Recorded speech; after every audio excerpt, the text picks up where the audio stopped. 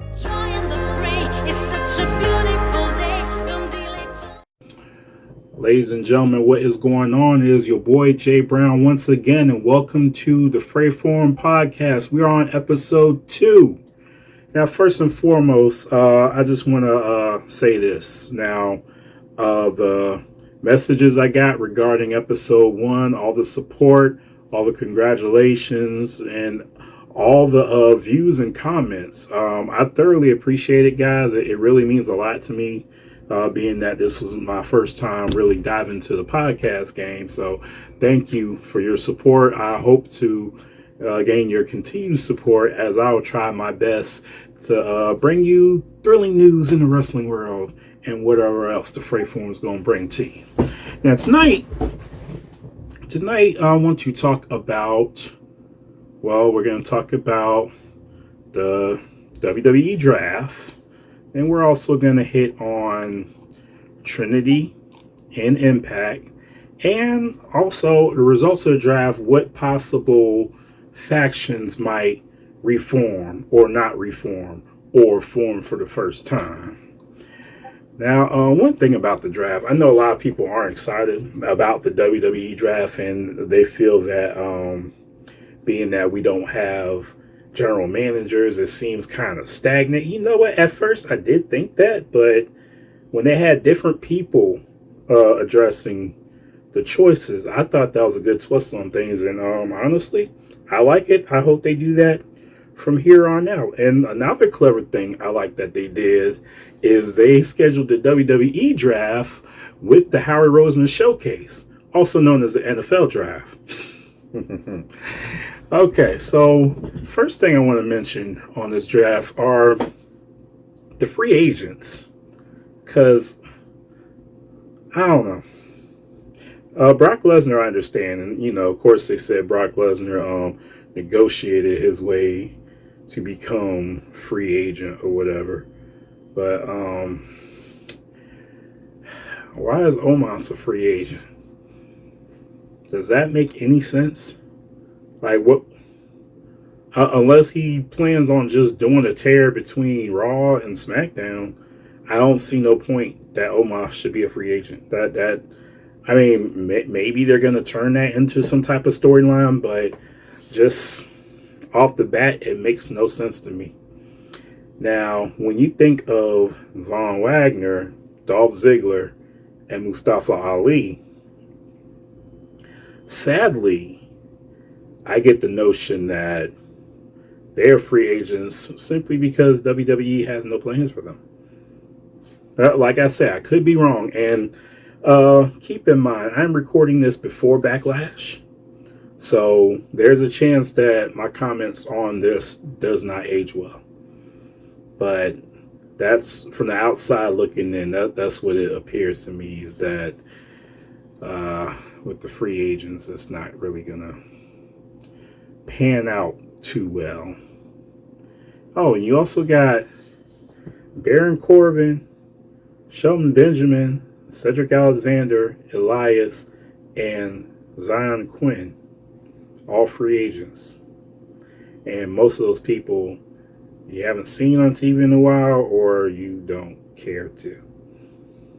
And I'll be up front with y'all. I didn't care for Corbin ever since the Lone Wolf gimmick. That was the only time he really had my attention. It's not that he's not believable. It's not that he's not a great wrestler. He's just not my cup of tea. That's me. A lot of people are mad because of the way Corbin's treated. And like I said with Ziggler and others, I think Corbin's a free agent because WWE creative does not know what to do with him. And really, he's not that versatile in my eyes. Shelton and Cedric, I don't know what they're doing with them, man. And why is Elias a free agent? And Quinn, I'm not so sure about. But why? Like I said, why do we have free agents? What's going on? But you know what? Like I said, we'll probably dive into that on another episode. But let's actually go over this here draft. Okay, so for Raw, of course, we have Rhea Ripley, Seth Rollins. You know what? I had this stuff in a certain order, and something happened to where my order was completely deleted, and the order I had made so much more sense. And I pulled this up right away, and oh gosh, so that's my fault for being unprepared. All right, bear with me, guys. Let me find what I had.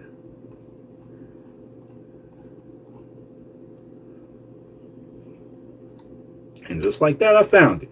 So, going back for the folks on Raw. Of course, first pick we have Cody Rhodes, as I said. No, but we have Cody Rhodes.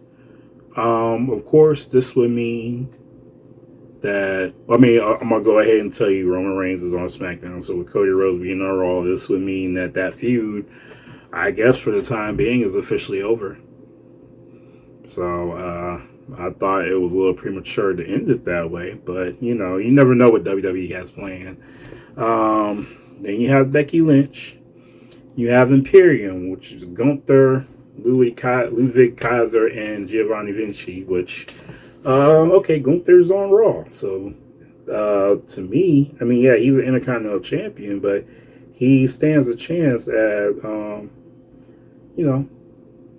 competing for the new World Championship, which I said something like that before in the past, and it never came to fruition.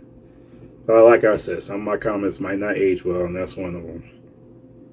Then you have Matt Riddle, Drew McIntyre, The Miz, Shinsuke Nakamura.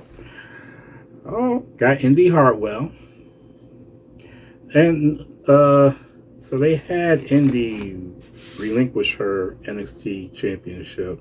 I'm guessing because she was injured, so she really couldn't drop it. But of course, with the other girls, I don't know what they plan on doing. But yep, she's on Raw.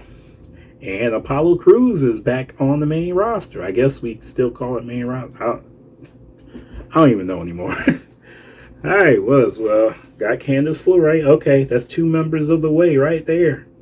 Okay. Sonya Deville, Chelsea Green. So we got the Karen tag team staying together. All right, Dexter Lumis. Okay, also going with Indy and Candice. And you have JD Mack. That's what I call him. Anyway, another Irish wrestler, ironically trained by Finn Balor. I doubt they're going to put that in the storyline. And you got Maximum Male Models, Marseille Mansour and Maxine Dupree. Then you have Natalya, the Viking Raiders with Valhalla. Got Zoe Stark, Rhea Ripley. You know what? I'm gonna take this time to jump on that right now. So we have Rhea Ripley, the SmackDown Women's Champion, on Raw. And so someone made this point, and I wholeheartedly agree with it. Okay, the New World Championship aside, you had the Universal, and you had the WWE Championship. Okay? Yes, these championships were brand exclusive, but being that they didn't have the brand name in them, then one could go to the other easily. And with the Universal Championship, all they had to do was change the color from red to blue. But now that they got this, the SmackDown Women's Championship and the SmackDown Tag Team Championships and all that stuff, now when you switch brands, you have to switch the titles.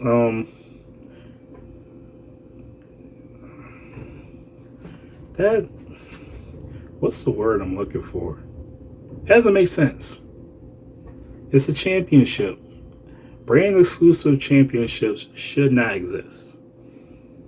Back when they had the World Tag Team and WWE Tag Team, or just simply the Yeah, they had the Divas and Women's Championship, but I'm saying they can still do like WWE Women's or World Women or some of that nature, but the brand exclusive championships, it just makes things confusing. Then if you switch brands, you switch championships. So what does that?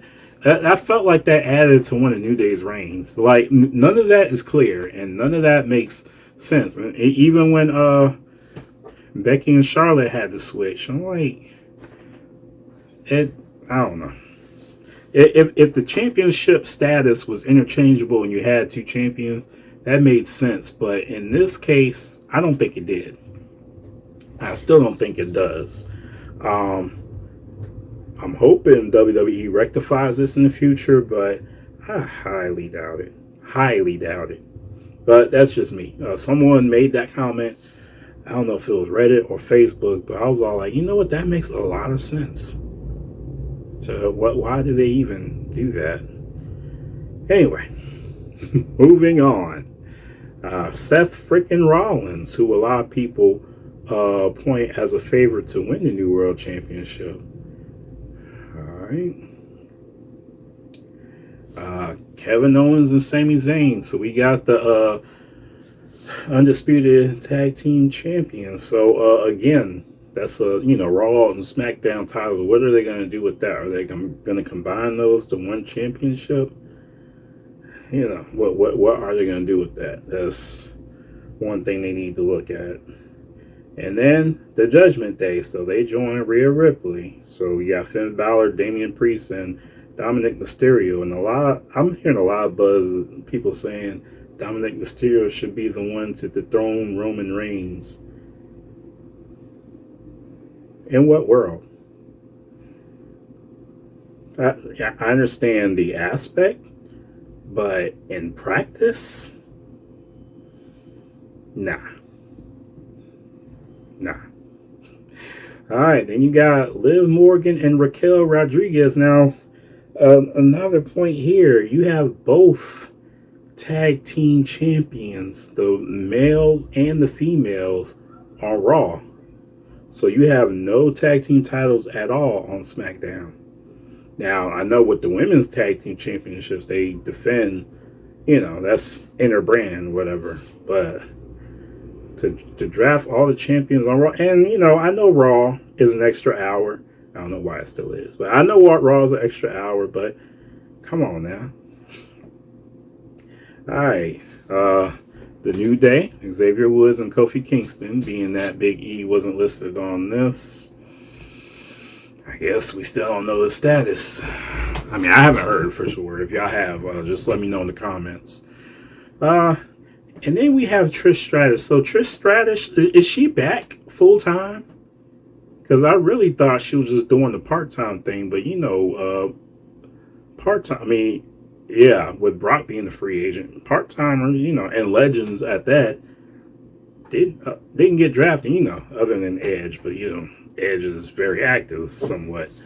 But for Trish Stratus to get drafted, I don't know. I just felt that was kind of weird. So that opens up the question: is she coming back to wrestling full time?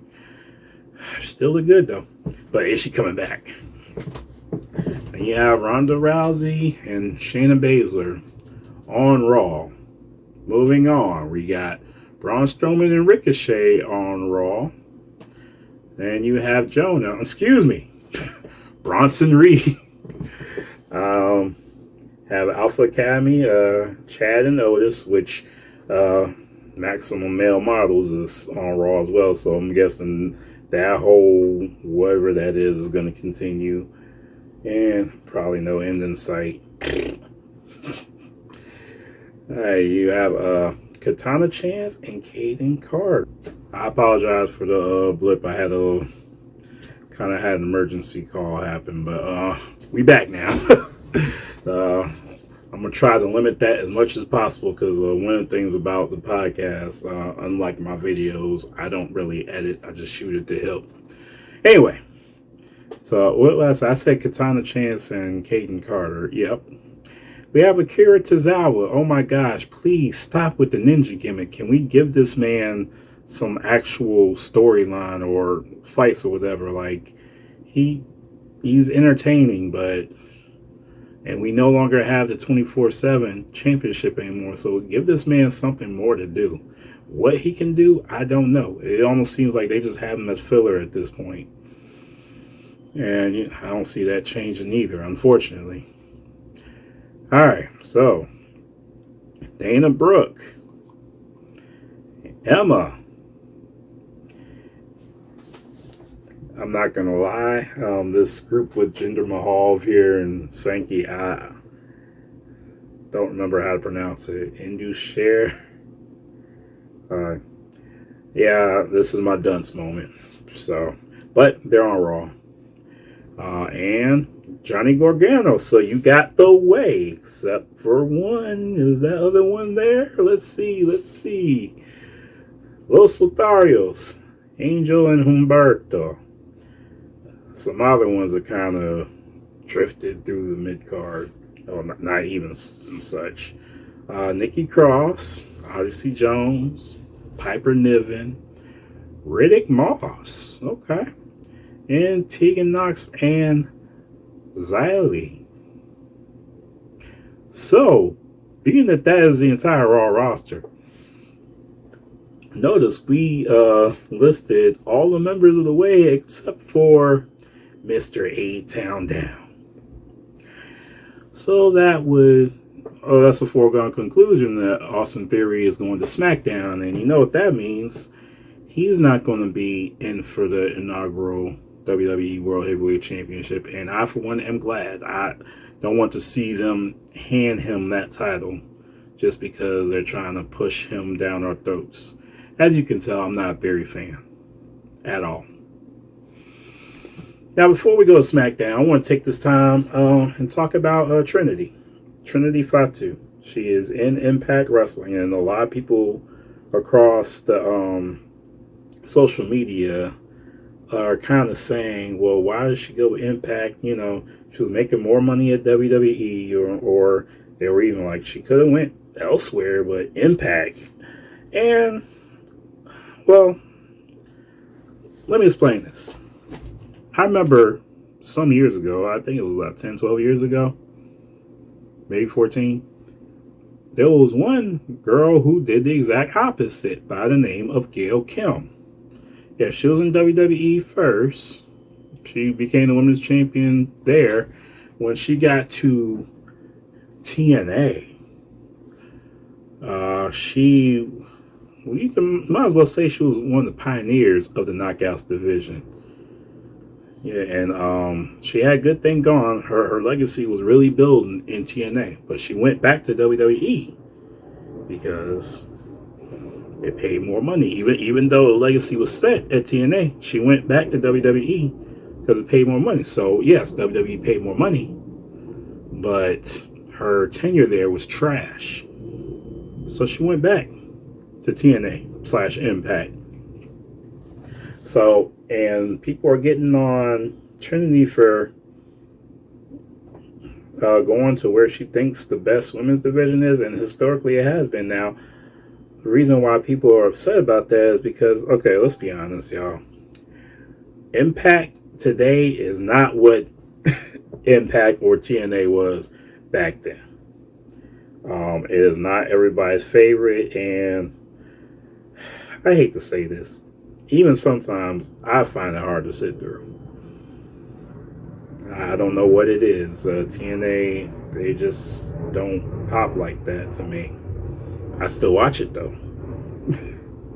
And I definitely watched it last night to see Trinity's introduction. But it does seem, historically, yes, she's right. Impact had the best women's division. The Knockouts division did the whole women's revolution thing before WWE even sniffed it. They were still doing the whole bra and panties matches and all that stuff. But in TNA, these women were getting down and dirty. So, and I understand the money thing, and they talk about, well, what about her husband? Her husband's in WWE. Do I need to list off some couples? All right, we already know about El Idolo, Andrade, and Charlotte, two different companies. They seem just fine. Selena and Black, two different companies. They seem just fine. I mean, it is what it is. Yes, the WWE has a regular schedule, but these people find a way to do it. And quite frankly, that's none of our business. I know they're in the public eye, so it makes sense that they're easy to talk about. But as far as people's marriages go, because they're in two different companies, that is none of our business. All right? They're there to entertain us in the ring, not outside. So that's just me. Speaking from a married person myself, I know for a fact my marriage, everything going on in my marriage is between us. All right, you ain't gonna see me do some red table talk with my wife or whatever. Anyway, I digress. So, going to SmackDown. The Bloodline, which consists of Roman Reigns, Solo Sikoa, and Paul Heyman, have been drafted to SmackDown. That is so jacked up that they didn't include the Usos there. Anyway, and Bianca Belair, the Raw Women's Champion, and look, I talked about earlier with Rhea Ripley, so we'll see how all that goes. Then you have the Street Profits, Montez and Angela. There's a married couple that stays together. I'm gonna stop.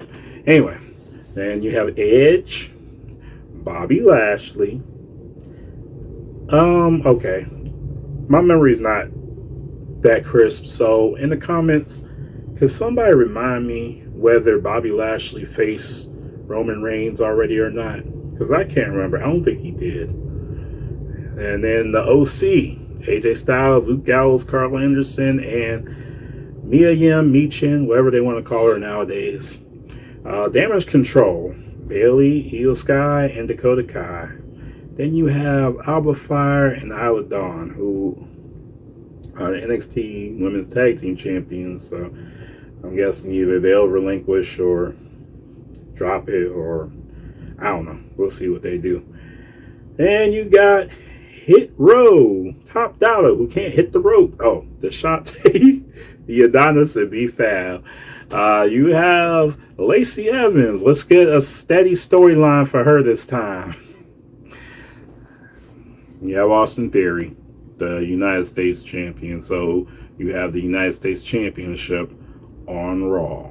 Good gracious, sorry, on SmackDown now instead of Raw. Now, see, United States Championship, not brand exclusive. So Gunther and Theory switching spots, no big deal. I'm just saying. To my point earlier, Charlotte Flair. Now you have the Usos and LWO. Rey Mysterio, Santos Escobar, Zelina Vega. Excuse me, I try to talk too fast sometimes. Joaquin Wilde and Cruz del Toro. Now, honestly, this whole thing with Rey being an LWO and leading young talent after he made the Hall of Fame, I love it. That this is when wrestlers, particularly active wrestlers, whether they retire or what, that's fine. But if they're going to be active after being in the Hall of Fame, this is how you give back, in my opinion. And honestly, I hope they do something much bigger with the LWO, especially now that they are doing real good in merchandising sale. I really hope it gets bigger from here, because I ain't gonna lie, LWO, when I was young, with Eddie Guerrero leading it, the first time I saw that, I laughed my butt off because I thought it was a joke. I really did. I mean, that when he pulled up the shirt that said LWO, oh man, I was on the floor. But then the group got bigger and bigger and bigger and started tagging people like, oh, okay, they serious with this. So yes, I hope they continue that legacy, and I hope the LWO really turns into something like major that we can talk about years from now. All right, then you have Asuka, the Brawling Brutes, Sheamus, Butch, and Ridge Holland. Are they ever going to turn Butch's name back to Pete Dunne? Who knows? All right, Karen Cross and Scarlett, LA Knight, which a lot of people were throwing LA Knight's name as far as who can possibly win the Money in the Bank. I'll be honest with you, I'm not against it. I know I have my thoughts on Theory and Corbin and whatever, but I honestly don't have a problem with LA Knight. I'm not saying he's boom, he world champion like that. No, but I don't know. We'll see how that goes from here. And of course you have Shotzi, Elton Prince, and Kit Wilson, Pretty Deadly. You got Rick Boogs. Oh, Cameron Grimes finally on the main roster. Then you have Tamina, and then you have Grayson Waller. Very good heel in my opinion. So, but that is the results of the draft. So I want to know in the comments or however you want, what are your thoughts on the draft, and what are your thoughts for WWE for the 2023-2024 year with this new lineup coming? What do you think will be the outlook for the new World Championship, and do you think Roman Reigns will hold the WWE Universal Championship for that entire time? Like, what do you think is going to be like? Is it going to be better, or do you think this whole Endeavor influence might mess them up? Speaking of that, I'm hearing stories of Vince McMahon throwing suggestions and is getting turned down. Good. Vince, I love and respect you, bro, but it's time to retire. Retire and go do something else.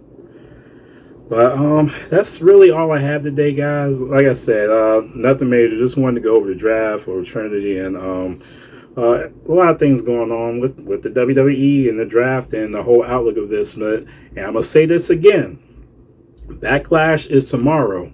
So some of my comments, if you're watching this after Backlash or hearing this after Backlash, some of my comments may not age well. So be mindful before you respond.